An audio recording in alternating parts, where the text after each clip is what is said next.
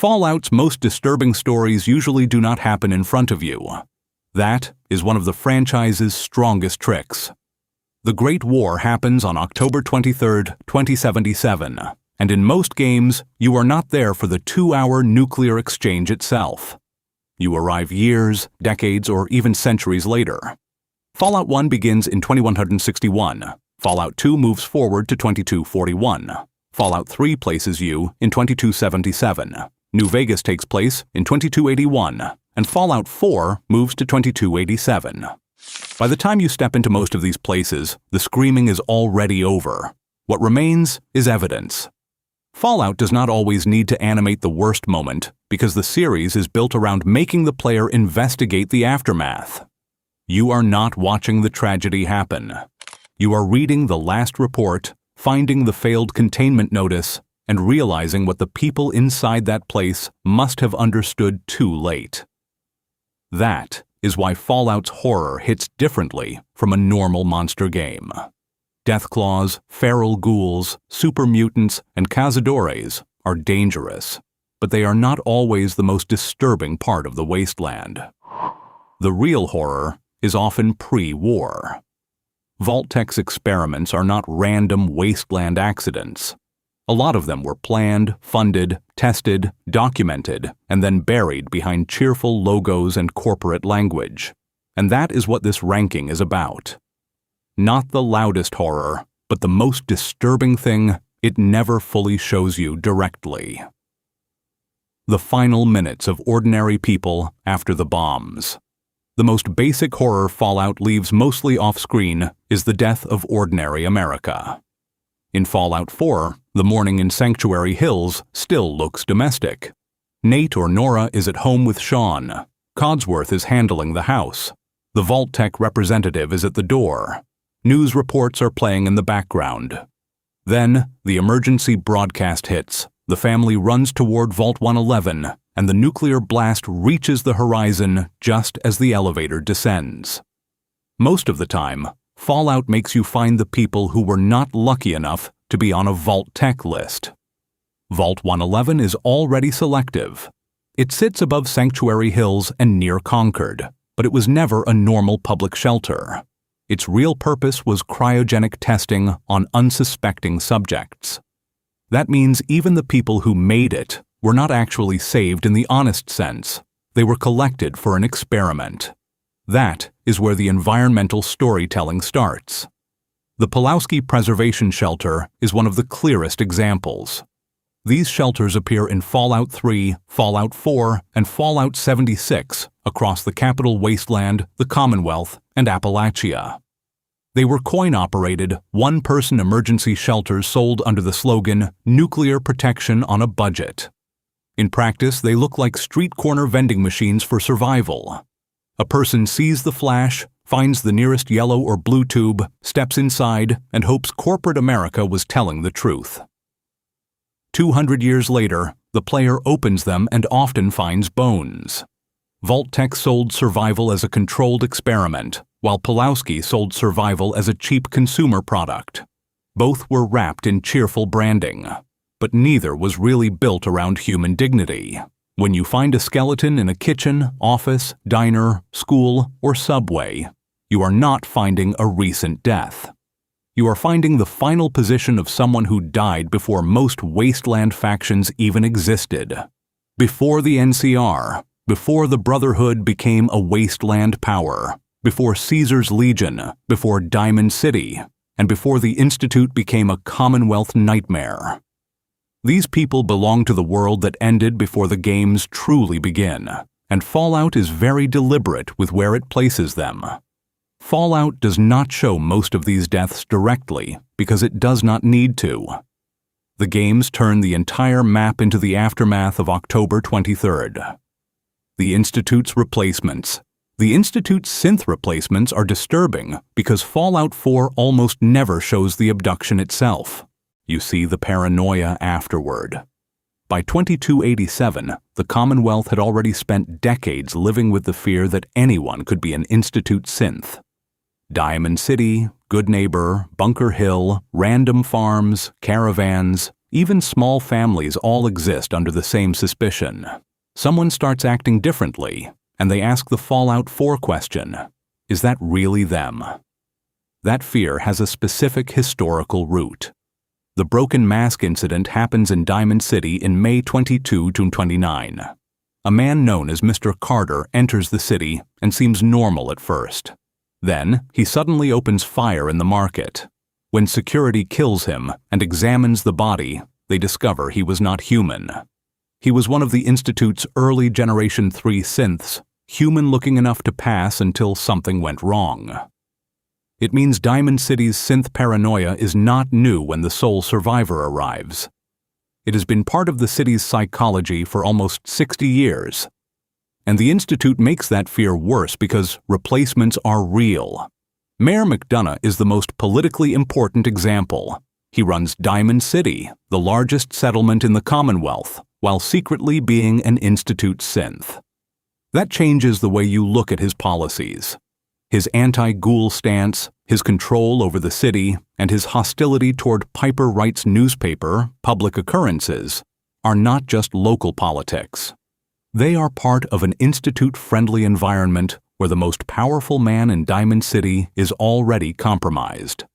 Piper's article, The Synthetic Truth, is treated like paranoia by many residents. But the horrible part is that she is basically right. Then there is Roger Warwick at Warwick Homestead. This one is more disturbing because it is not about controlling a city. It is about treating a family like lab equipment. In the Institute Quest building, A Better Crop, Dr. Isaac Carlin of Bioscience explains that Roger Warwick has been replaced with a synth. The farm is being used to test genetically modified seeds in the Commonwealth's soil conditions.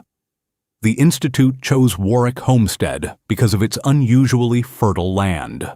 But the operation requires abducting the real Roger Warwick, processing him for information, installing a synth copy, using the family and farm as cover, and eventually eliminating evidence when the test is complete. That means the original Roger is not just missing. His life is being worn by something else. His wife, his children, his workers, and his neighbors are all unknowingly participating in an experiment built on his disappearance. Fallout never shows you the moment Roger is taken. The art versus art random encounter pushes the fear into its purest form. You find two identical men, both claiming to be art, each accusing the other of being the synth. That is what makes Institute replacement so effective as unseen horror. The actual process is hidden. By the time the replacement reaches the surface, the damage has already happened. And the scariest part is that the Institute does not frame these acts as evil. Vault 22's plant infection. By the time the courier reaches Vault 22, the vault has already stopped looking like a shelter. It looks like a greenhouse that learned how to hunt. Vault 22 appears in Fallout, New Vegas, west of the New Vegas ruins, and it is one of the clearest examples of Fallout using location design as evidence. You are not shown the outbreak as it happens. Instead, you enter a vault where the disaster has already become part of the architecture. The mission starts through Dr. Thomas Hildern, an NCR Office of Science and Industry researcher at Camp McCarran. Hildern wants the courier to enter Vault 22 and download its agricultural research data because the NCR is facing the kind of large-scale food problem that actually makes sense for an expanding post-war nation. That is the first disturbing layer. The vault is not useless. Its research may actually work. Vault 22 was built around plant science, food production, and oxygen recycling. Inside, the level names still sound practical. Food production, oxygen recycling, common areas, pest control. They sound like departments in a facility meant to solve survival problems underground, but every level shows how badly the experiment crossed the line. Plants spread through corridors. Caves connect sections of the vault. The air itself becomes suspicious. Even navigation feels infected. because the normal, clean geometry of a vault has been broken open by roots, growth, and hidden access paths. But then, the spore carriers are what make the place unforgettable. At first, they do not always look like enemies. They can be crouched low in the plants, almost camouflaged by the green overgrowth. These are former people altered by the infection. The vault did not just fail mechanically, it biologically absorbed its own population, and the game makes you realize that in pieces. A key card can be found in the common areas, in a room connected to the cave access route. That room is especially grim because there are spore carriers hidden inside, identified in some references as Dr. Bailey and his family. The infected are not just random creatures placed in a dungeon. They were researchers, residents, families, and staff. Then there is Keeley. Keeley is a ghoul scientist, and Hildern is not the first person to send someone into Vault 22. Angela Williams at Camp McCarran can tell the courier that Keeley went there before and never came back. When you finally find her, she is not treating Vault 22 like a treasure chest of useful data. She understands the danger better than Hildern does because she has seen what the spores can do. Her plan is not to recover the experiment, but to burn it out. That is why the quest moves from simple data retrieval into containment. Keeley needs the courier to help ignite gas through the vault's ventilation system to purge the spores. It proves the infection is not just sitting in plant bodies. It is environmental. It moves through air, vents, rooms, and lower levels. If the research gets copied and reused without control, the same disaster can happen somewhere else. The HEPA 20 cartridge filters found in Vault 22 also reinforce that idea. The Brotherhood of Steel quest Still in the Dark can send the player looking for 6 of those filters in the blocked-off oxygen recycling section. Vault 22 is a place where air filtration, spores, oxygen production, plant growth, and infection are all connected. The vault did not fall because a raider gang broke in. It fell because the life support logic of the vault became part of the threat. The Sierra Madre's final night. The Sierra Madre's tragedy does not begin with Father Elijah. By the time Elijah drags the courier into dead money in 2281, the casino has already been dead for more than 200 years. The cloud is already there. The ghost people are already moving through the villa. The holograms are still patrolling. Vera Key's voice is still playing through the broadcast, and Dean Domino is still alive, ghoulified, bitter, and trapped inside the ruins of a plan he helped create. But the most disturbing part is what happened before any of that. Frederick Sinclair was the founder and owner of the Sierra Madre Casino in 2077. He was not just building a luxury resort. He was building a sealed monument to wealth, paranoia, and one woman, Vera Keys. Vera was a pre-war starlet, remembered through posters, recordings, holograms, and the casino's famous message, "Begin again." Sinclair designed the place around her. In practical terms, Vera was not just the face of the casino, she was part of the casino's security architecture. That detail is where the romance starts turning rotten. Dean Domino, the pre-war lounge singer and con artist known as the King of Swing, introduced Vera to Sinclair. Dean did not do it out of kindness. He saw Sinclair as rich, arrogant, and worth robbing. The plan was to use Vera's closeness to Sinclair to get access to the Sierra Madre's hidden wealth.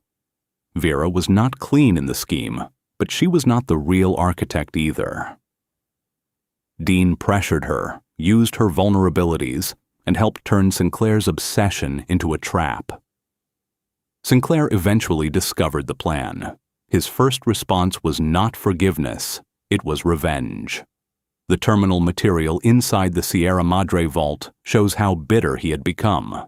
He wrote to Vera as if the vault itself would become punishment.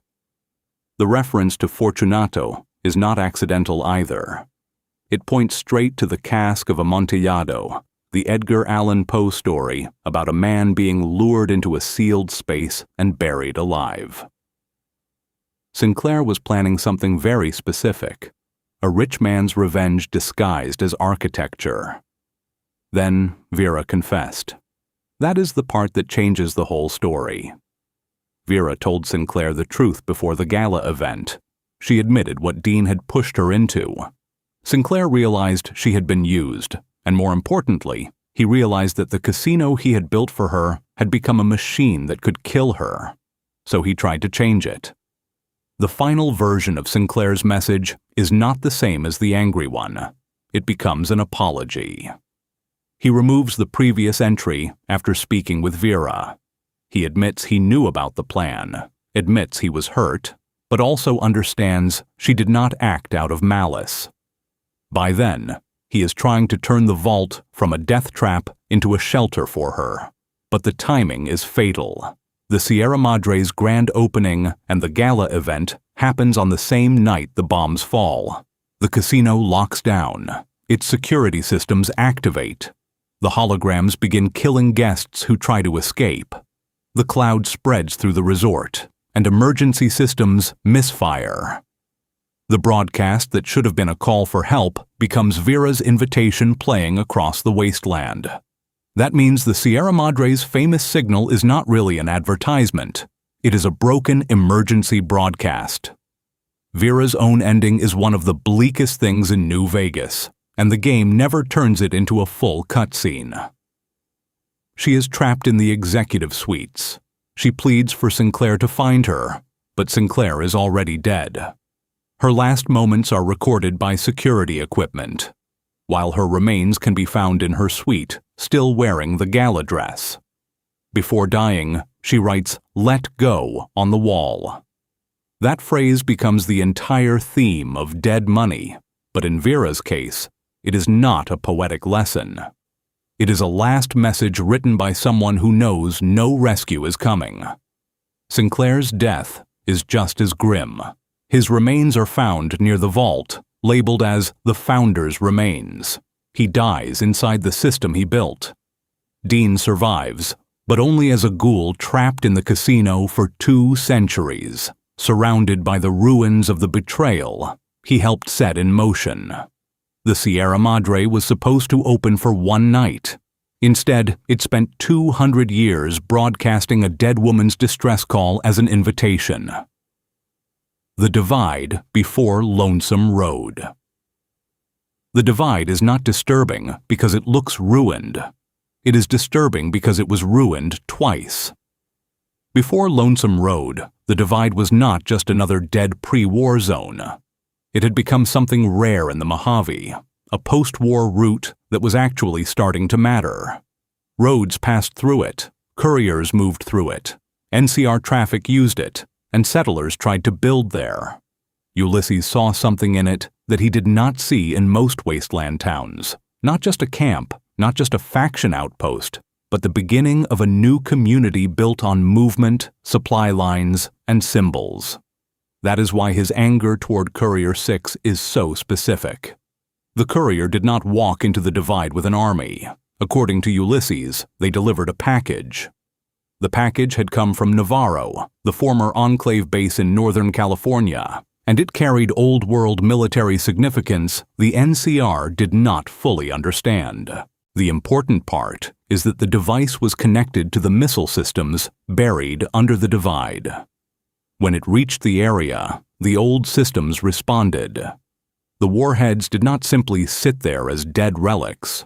They activated. The missile network woke up. The silos beneath, places like Hopeville and Ashton, began firing or detonating. Because the infrastructure was already damaged, the disaster did not function like a clean military launch. It became an underground catastrophe. That first destruction is what Fallout never shows directly. There is no playable flashback of Hopeville before the detonations. You only see what the delivery left behind. By the time the courier enters Lonesome Road, the Divide is a geography of consequences. Roads are broken into cliffs. Military trucks hang over cracks in the earth, and the sky is stained by storms. Hopeville and Ashton are not just names on a map. They are evidence of how many layers of history are buried there. The old pre-war military infrastructure was already dangerous. The NCR's expansion made the route important again. The courier's package connected those two histories and turned a growing settlement into a second nuclear wound. Then there are the marked men. They are some of the most underrated enemies in New Vegas lore because their existence is a direct record of the event. Many of them were once NCR and Legion soldiers caught in the divide when the detonations hit. The storms, radiation, and dust stripped their skin and turned them into ghoulified survivors. Their old allegiances are still visible in pieces of armor and equipment, but the divide has burned the factions down into something uglier. NCR and Legion men, enemies everywhere else in the Mojave, become the same kind of ruined creature inside the divide. The flags survive longer than the people wearing them. Ulysses understands that better than anyone. He was not simply angry because people died. He was angry because he believed the divide meant something. He saw it as proof that a new nation, or at least a new identity, could grow without repeating the NCR, the Legion, or the old world America that destroyed itself. Then, one package brought the buried past back to life and erased it. His obsession with the courier is not just personal revenge, it is symbolic.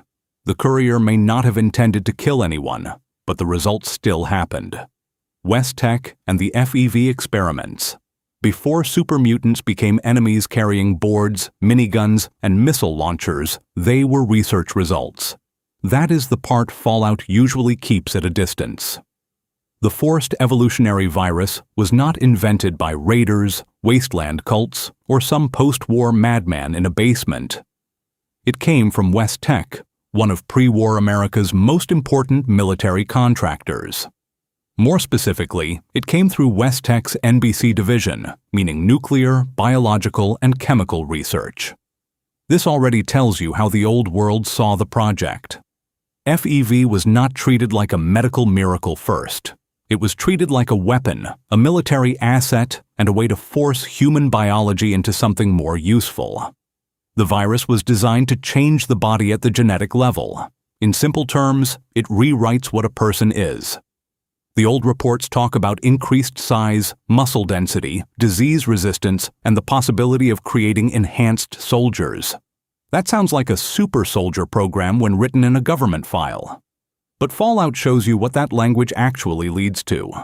VATs, restraints, failed subjects, dead researchers, and entire populations of people turned into something they never agreed to become. By January 2077, the FEV project had moved from West Tech research facilities to Mariposa Military Base in Central California. That date matters because it places the worst part before the bombs. Human testing was already happening before October 23rd. Mariposa is one of the most important locations in the entire franchise because so much of Fallout's mutant history runs through it. Captain Roger Maxson and his soldiers were stationed there before the Great War, and what they discovered inside the base helped lead to the break from the United States government and the earliest roots of the Brotherhood of Steel. That means FEV is not just monster lore. It is tied to the origin of one of Fallout's biggest factions. Then, decades later, Mariposa becomes the birthplace of something even worse. Richard Gray and Harold enter Mariposa while investigating mutant activity. The expedition goes horribly wrong. Gray is thrown into a vat of FEV. Harold survives exposure, but is mutated, eventually becoming one of Fallout's strangest and most tragic recurring characters. Gray becomes the master, the fused, psychic, grotesque intelligence behind the Unity in Fallout 1. That is where the horror changes form. West Tech created the virus.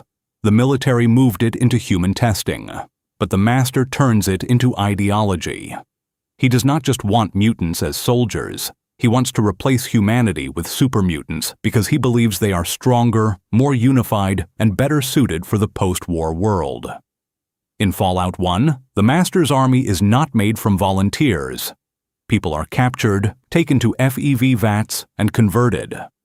The term prime normal becomes important because the Master needs humans with low radiation damage to create more stable super mutants. That detail is disgusting when you sit with it. The Vault Dweller is not just a threat to the Master, they are potential material, and Fallout almost never shows the conversion directly. Vault 87 in Fallout 3 makes that implication even uglier. Vault 87 is located in the Capital Wasteland, and its front entrance is so irradiated that the game effectively forces you to reach it through little lamplight and murder pass. Inside, it is not just a vault full of super mutants, it is an FEV site. The failed FEV subjects found there make the experiment feel less clean than the word mutation suggests. These are not successful soldiers. These are human bodies altered so badly that even the experiment did not get what it wanted. The terminals and rooms inside Vault 87 make the situation clear. Testing happened. The super mutants later kidnap Wastelanders and drag them back to the vault to make more of themselves. That is what makes FEV one of Fallout's most disturbing, unseen horrors. A super mutant yelling in the street is the visible part. The unseen part is the person before the vat, the prisoner being selected, the vault resident considered genetically useful, the failed subject left behind in Vault 87, the West Tech researcher writing numbers into a report, and the Mariposa officer realizing the United States government is testing on human beings before the bombs have even fallen. Vault 75's Child Program. Vault 75 looks almost boring when you first find it in Fallout 4, and that is why the location works. The entrance is not hidden inside a military bunker or a glowing crater. It is beneath Malden Middle School in the Northern Commonwealth. By 2287, the place was occupied by gunners, so the first read is simple: another hostile base, another vault full of armed enemies. Then, the layout starts giving away what Vault Tech actually built under that school. This vault was presented to the public as protection for children. Families with students were encouraged to enroll because Vault 75 was attached directly to the school, making evacuation faster if nuclear war happened during class time. That detail is important because the trap was designed around trust. Parents were not walking into a normal vault experiment as random subjects. They were sending their children into a place advertised as safer than the surface. When the bombs fell in 2077, the designated families and teachers made it inside. Then the separation began. According to Vault 75's background and terminal evidence, the children were escorted away to the atrium, while the adults were taken for what was called orientation. That word is disgusting in context because orientation was not orientation. The adults were executed by security staff.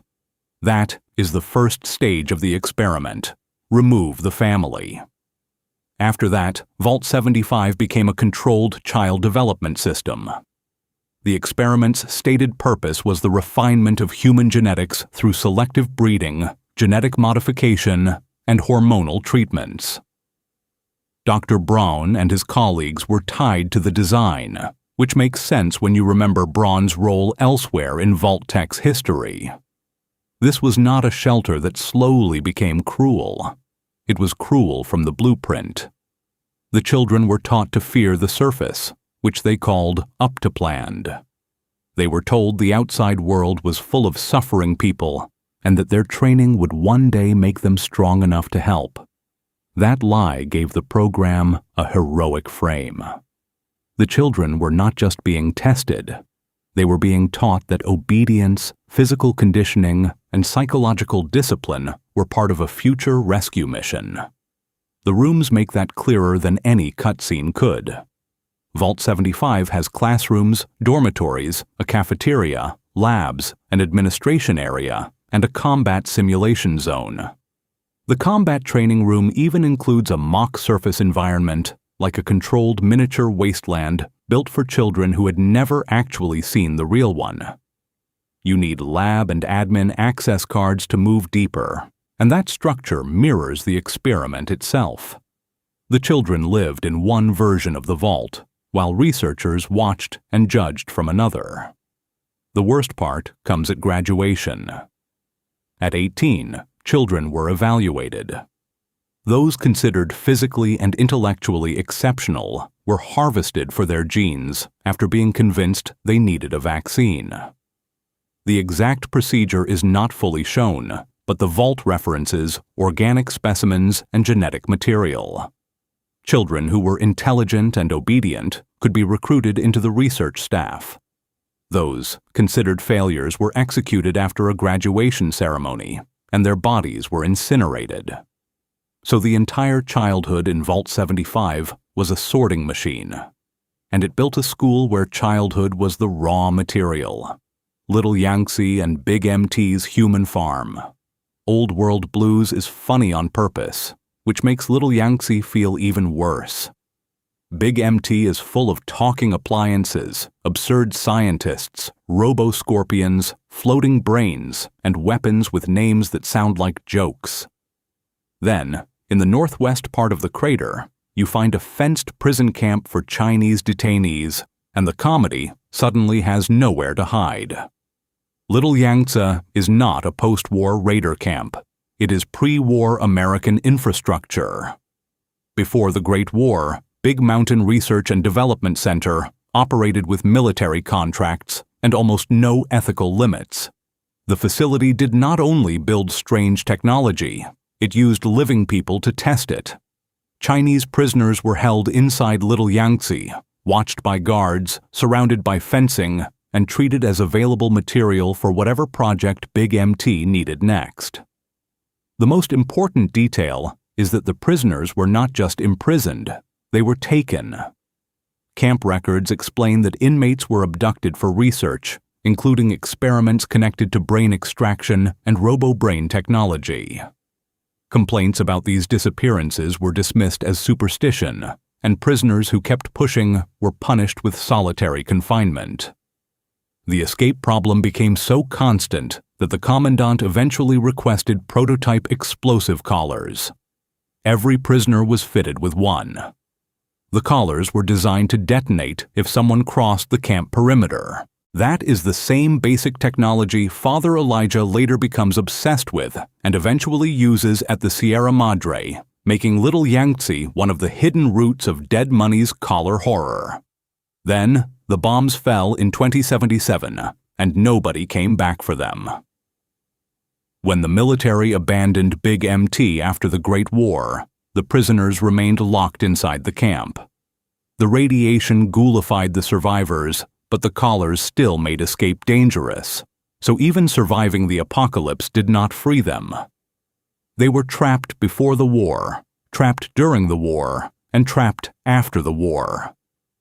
By 2281, when the courier reached Old World Blues, the camp still had Yangtze camp survivors wandering inside.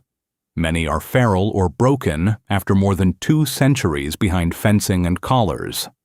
Some still wear the devices that made them prisoners in the first place. The camp has tents, rusted bunk beds, graves, gates, and a watchtower, but the real evidence is the fact that anyone is still there at all. Number 27 and number 34 make the place even more specific. They appear as named camp survivors who seem to have gotten outside the fence despite the explosive collar system. Their names reduce them to numbers, which fits the camp's logic perfectly. In Big MT, identity is something science strips away before the experiment begins. Elijah's role adds one final layer. During his time in Big MT, he used Little Yangtze as a base and studied the collar technology, testing it on the captive ghoul prisoners while trying to find the right frequency. That means these people were abused by pre-war America, abandoned by the military, preserved by radiation, and then exploited again by a Brotherhood elder 200 years later.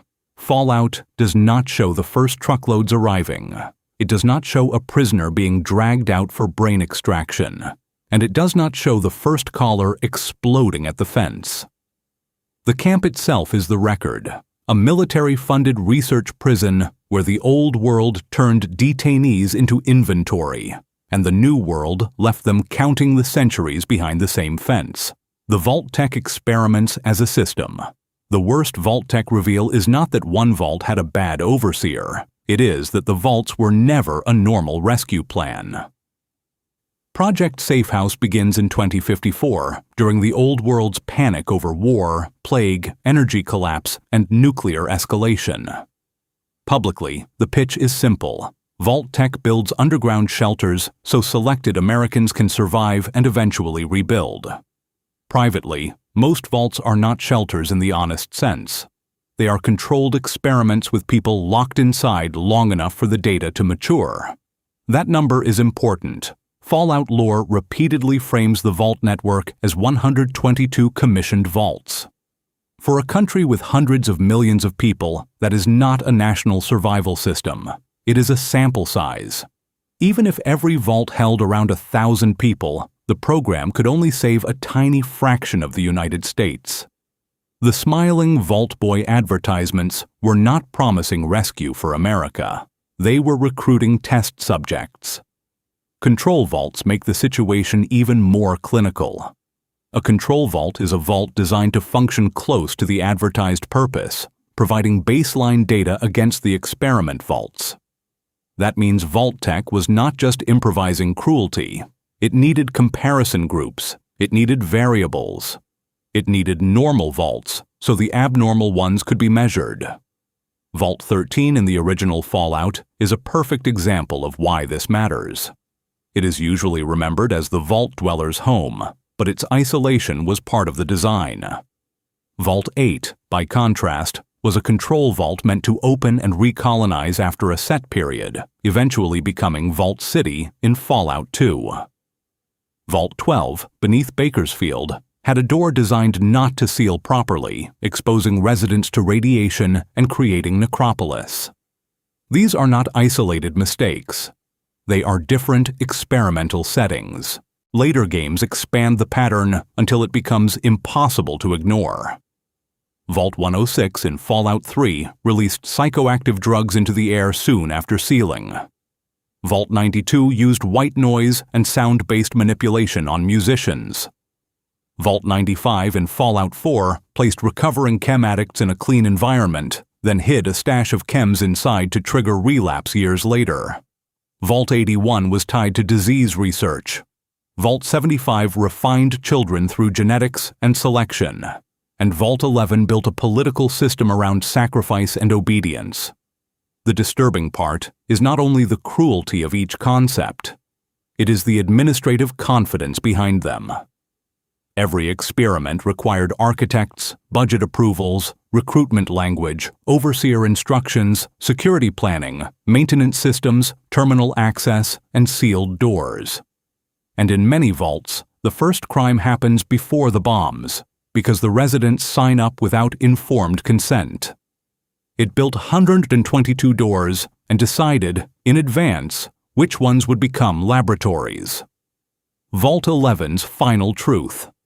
And we are now at the final stretch for the most disturbing things about Fallout, and it's none other than Vault 11.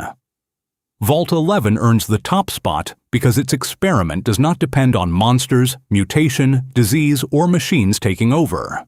It depends on a lie simple enough for people to obey. In Fallout, New Vegas, Vault 11 sits in the Mojave as an unmarked lesson in how Vault-Tec weaponized democracy. The residents were told that every year they had to choose one person to be sacrificed. If they refused, the Vault's systems would supposedly kill everyone inside. The position of overseer became tied to that sacrifice, so being elected was not an honor. It was a death sentence. That setup alone is horrible, but Vault 11 becomes worse when you follow the politics. The election system produced voting blocks, campaign posters, propaganda speeches, and organized coercion. groups learned that they could protect their own members by pushing someone else into the overseer position. The vault did not collapse because people instantly became savage. It collapsed because the system rewarded strategic cruelty year after year. A resident could survive by becoming useful to a block, voting correctly, staying quiet, or helping send another name to the chamber. The Justice Bloc is the clearest example. Led by Roy Gottlieb, its members threatened Catherine Stone by saying they would nominate her husband, Nathan Stone, unless she submitted to them. She did, and they nominated Nathan anyway. That betrayal explains Vault 11 better than any terminal summary. The sacrifice system did not merely kill one person each year. It created a political economy where fear could be traded for power. Catherine's response is one of the Vault's most important facts. She became overseer and issued Overseer Order 745, ending the election process and forcing future overseers to be chosen randomly by computer. But that action helped trigger violence. The people who had learned to survive through manipulation resisted losing control of the killing system. That is how Vault 11 moves from ritual murder into civil war. By the end, only 5 residents remain. They are exhausted by the bloodshed and decide to stop obeying. They enter the sacrificial chamber together and refuse to choose another victim. This is the moment Vault-Tec had built the experiment around. The Vault computer finally reveals the truth. Refusal was the correct answer. If the residents refused to sacrifice anyone, the Vault would not kill them. It would open. But the final holotape makes even that ending uglier. After learning the truth, the last 5 survivors do not celebrate. 4 appear to kill themselves near the entrance, and 1 survivor leaves the vault. The player finds the recording before fully understanding the story, hearing people argue over whether they should go through with it, then gunshots, then silence, then one person walking away. That lone survivor is never named and never found. Vault 11 is not the most disturbing because it has the highest body count. It is disturbing because the exit was morality, and Vault-Tec wanted to know how long fear could keep people from finding it. So by the end of this ranking, the real pattern is not just that Fallout hides scary things off-screen. It is that the evidence is usually more damning than the scene itself. The games keep proving that the old world did not become cruel because it was desperate after the bombs. It was already turning cruelty into procedure, research, security policy, and corporate planning before October 23, 2077 ever happened. If you enjoyed this deep dive into Fallout's darkest hidden stories, don't forget to like the video, subscribe for more Fallout lore, and comment below. Which unseen Fallout horror disturbed you the most?